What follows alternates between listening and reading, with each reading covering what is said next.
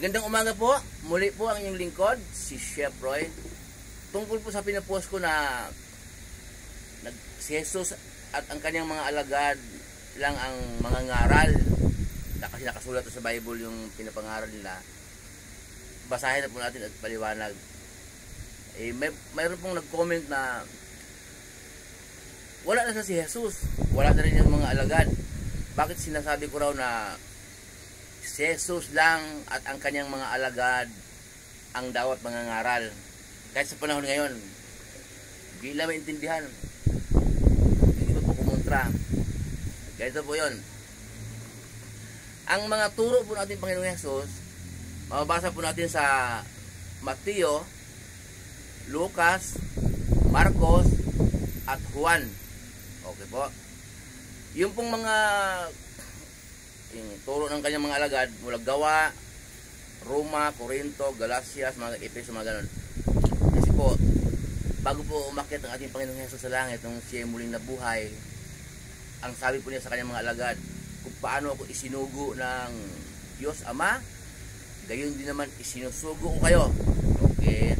Kaya binilin sa kanyang mga alagad na ituloy ang pagtuturo. Okay?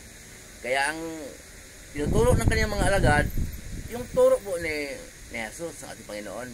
Kaya mula po Mateo hanggang aklat ni Judas bago magpahayag, yun po ang mga turo ng ating Panginoong Jesus. Kasi po ang ating Panginoong Jesus lang ang pakinggan natin. Yun po ang sabi ng Diyos Ama na makapangyarihan sa lahat. Tinig po mula sa langit. Ang sabi doon sa Mateo 17:5, ito ang minamahal kong anak na lubos kong kinalulugdan. Pakinggan ninyo siya. Malinaw po yun. So, turo ni Jesus po pakinggan ang ating ipamumuhay araw-araw. So, basahin po natin yung turo ng ating Panginoong Jesus kasi nga sinusulat yun, pinapasulat ng Diyos sa mga taong pinagkakatiwalaan niya. Pinagdalooban niya ng banal na espiritu. Mga alagad, si Pablo, yan ang mga nagsulat. Sa Bible po, mababasa natin sa panahon natin ngayon. Kasi alam ng alagad na mamatay sila at ang Diyos din naman ang nag-utos sa kanila. Sabi po ni Pablo, ang Diyos ang nag-utos sa kanila na isulat yon. Okay. Kaya, huwag po tayong lumagpas doon. Kaya po nasabi ko na wala pong dapat mangangaral kundi si Jesus lang at ang kanyang mga alagad. So, ang ibig ko po sabihin, yung ibig sabihin ng Antikristo po, yung nagtuturo ng hindi turo ni Jesus. Antikristo po yan. Ang mga turo po ni Jesus, nabanggit ko po na mababasa natin sa Mateo hanggang aklat ni Judas bago magpahayag, puro turo ni Jesus. Kung ang tinuturo po ng iba na marinig ninyo na wala doon, Antikristo po yun. So, basahin po natin. Kaya po, ang sabi po noon, Bible study, ang ibig ko sabihin, pag-aaral tayo sa Bible, pag-aaralan natin, tapos may kakayanan magpapaliwanag sa mga talinghaga ng mga salita ni Jesus. Kasi kadalasan talinghaga sa Mateo, Lucas, Marcos hanggang Juan, talinghaga kadalasan. So pinagkalooban ka ng banal na espiritu, pinagkalooban ka ng Diyos ng banal na espiritu, kaya kaya mong ipaliwanag ang mga talinghagang yan.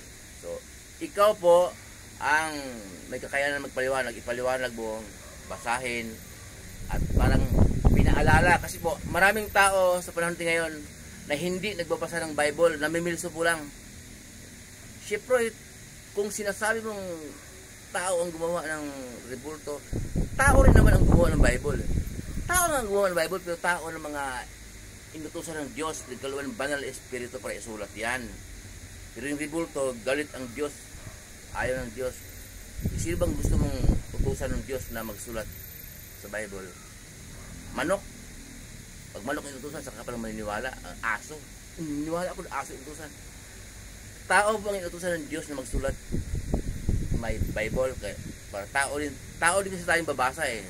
Para sa panahon ngayon, mababasa natin, babasahin po natin, may kakayanan natin magpaliwanag, yun eh, huwag pagyabang. Kasi po, Diyos ang nagbigay sa inyong kayanan, biyaya yan. Paliwanag po natin. Kaya po sinasabi ko na si Jesus lang at ang kanyang mga alagad ang may karapatang magturo.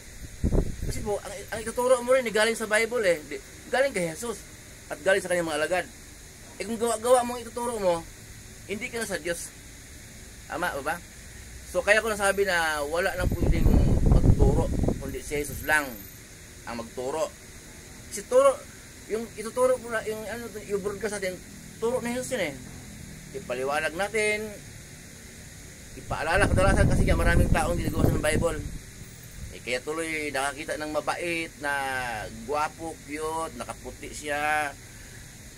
Naniniwala na kaagad kasi nga gwapo eh, mabango, cute. Kaya pero yung tinuturo niya hindi sa Bible, hindi turo ni Jesus. Tama ba? Kaya kung makakatiyak tayo, basahin din yung Bible, yung mga nangangaral na yan, turo ba ni Jesus yan, ang kanyang sinasabi, sa Diyos po siya. Ganun pong ibig sabihin na sinasabi ko na wala pong mangangaral kundi si Jesus lang. Nangangaral si Jesus, binili niya sa kanyang mga alagad na kung paano ko isinugo ng Ama, gayon din isinusugo ko kayo. Si Jesus lang at ang mga alagad niya ang mangangaral kasi nakasulat na sa Bible eh. Ano yung pangaral mo? Hindi sarili mong kakayanan, hindi dito sa Bible tayo huhugot. Kaya hindi mo pangaral 'yon. Hindi ka nangaral si Jesus. Pinapaliwanag mo lang. Yun pong sasabi ko na walang dapat mangaral kundi si Jesus lang at ang kanyang mga alagad.